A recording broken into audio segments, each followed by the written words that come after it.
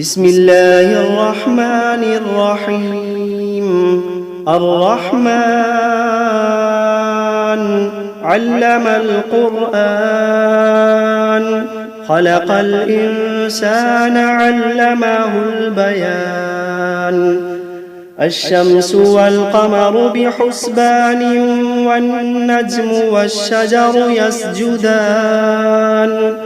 والسماء رفعها ووضع الميزان، ألا تطغوا في الميزان.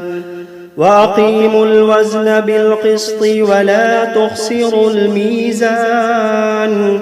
والأرض وضعها للأنام، فيها فاكهة والنخل ذات الأكمام. والحب ذو العصف والريحان، فبأي آلاء ربكما تكذبان.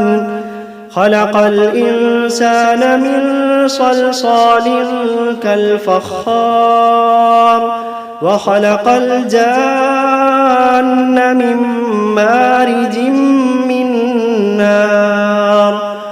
فبأي آلاء ربكما تكذبان. رب المشرقين ورب المغربين، فبأي آلاء ربكما تكذبان. مرج البحرين يلتقيان، بينهما برزخ لا يبغيان. فبأي آلاء ربكما تكذبان. يخرج منهما اللؤلؤ والمرجان، فبأي آلاء ربكما تكذبان. وله الجوار المنشآت في البحر كالأعلام، فبأي آلاء ربكما تكذبان. كل من عليها فان، ويبقى وجه ربك ذو الجلال والإكرام. فبأي آلاء ربكما تكذبان. يسأله من في السماوات والأرض كل يوم هو في شأن. فبأي آلاء ربكما تكذبان. سنفرغ لكم أيها الثقلان، فبأي آلاء ربكما تكذبان. يا معشر الجن والإنس إن استطعتم أن تنفذوا من أقطار السماوات والأرض فانفذوا، لا تنفذون إلا بسلطان. فبأي آلاء ربكما تكذبان. يرسل عليكما شواظ من نار ونحاس فلا تنتصران. فبأي آلاء ربكما تكذبان. فإذا انشقت السماء فكانت وردة كالدهان. فبأي آلاء ربكما تكذبان. فيومئذ لا يسأل عن ذنبه إنس ولا جان. فبأي آلاء ربكما تكذبان. يعرف المجرمون بسيماهم فيؤخذ بالنواصي والأقدام. فبأي آلاء ربكما تكذبان. هذه جهنم التي يكذب بها المجرمون يطوفون بينها وبين حميم آن فبأي آلاء ربكما تكذبان ولمن خاف مقام ربه جنتان فبأي آلاء ربكما تكذبان ذواتا أفنان فبأي آلاء ربكما تكذبان فيهما عينان تجريان فبأي آلاء ربكما تكذبان فيهما من كل فاكهة زوجان فبأي آلاء ربكما تكذبان متكئين على فرش بطائنها من استبرق وجنى الجنتين دان فبأي آلاء ربكما تكذبان فيهن قاصرات الطرف لم يطمثهن إنس قبلهم ولا جان فبأي آلاء ربكما تكذبان كأنهن الياقوت والمرجان فبأي آلاء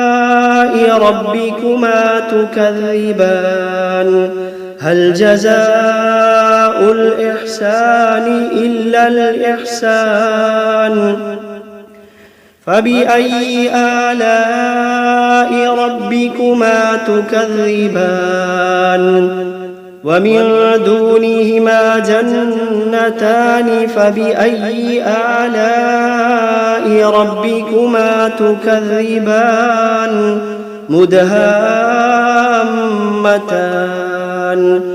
فبأي آلاء ربكما تكذبان فيهما عينان نضاختان فبأي آلاء ربكما تكذبان فيهما فاكهة ونخل ورمان فبأي آلاء ربكما تكذبان فيهن خيرات حسان فبأي آلاء ربكما تكذبان حور مقصورات في الخيام فبأي آلاء ربكما تكذبان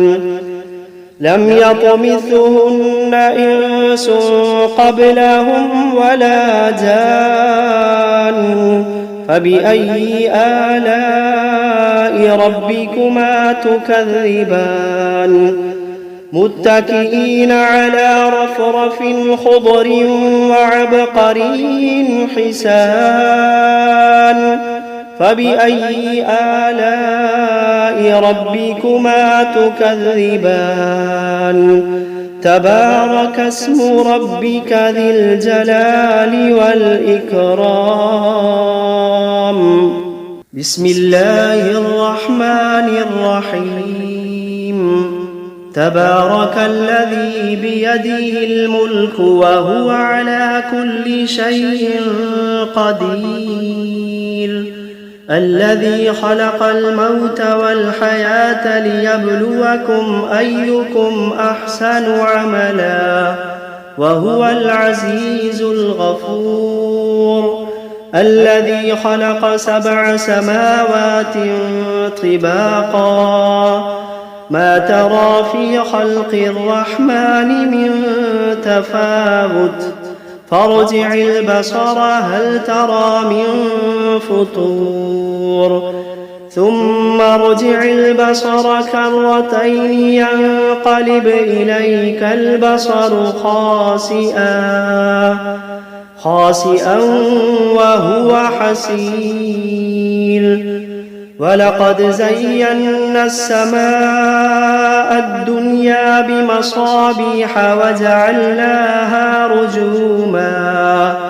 وجعلناها رجوما للشياطين وأعتدنا لهم عذاب السعير وللذين كفروا بربهم عذاب جهنم وبئس المصير إذا ألقوا فيها سمعوا لها شهيقا وهي تفور تكاد تميز من الغيظ كلما ألقي فيها فوج سألهم خزنتها ألم يأتكم نذير قالوا بلى قد جاءنا نذير فكذبنا وقلنا ما نزل الله من شيء إن أنتم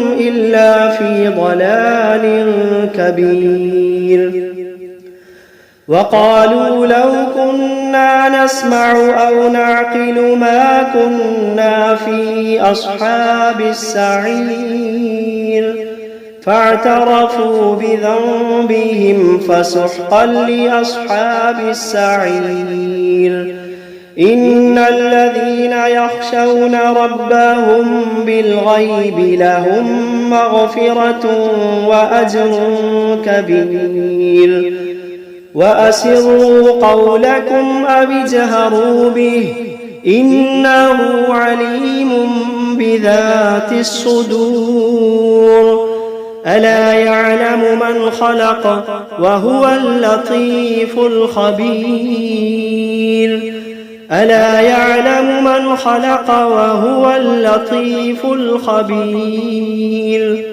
هو الذي جعل لكم الأرض ذلولا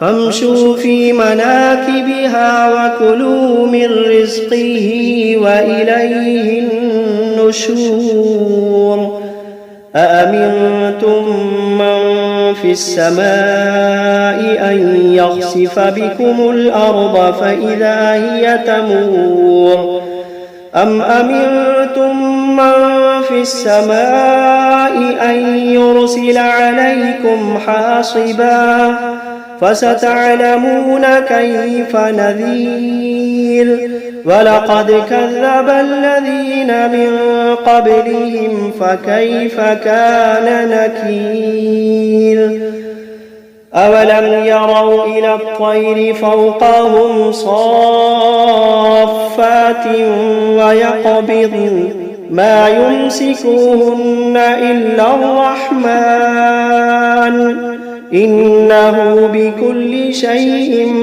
بصير أمن هذا الذي هو جند لكم ينصركم من دون الرحمن إن الكافرون إلا في غرور أمن هذا الذي يرزقكم إن أمسك رزقه بل لجوا في عتو ونفور أفمن يمشي مكبا على وجهه أهدى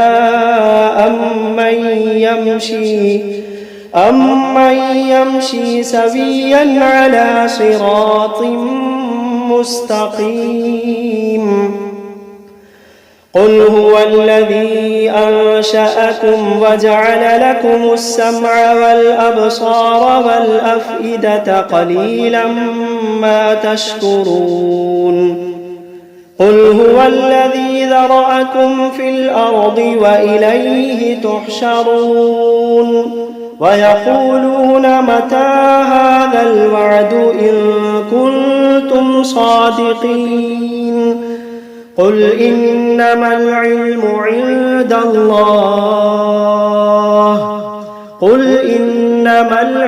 عند الله وإنما أنا نذير مبين فلما رأوه زلفة سيئت وجوه الذين كفروا وقيل هذا الذي كنتم به تدعون قل أرأيتم إن أهلكني الله ومن معي أو رحمنا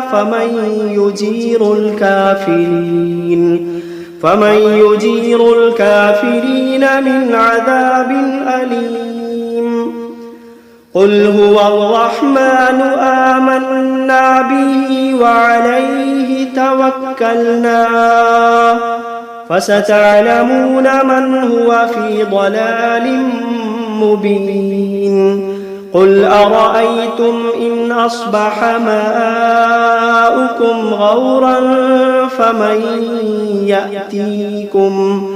فمن يأتيكم بماء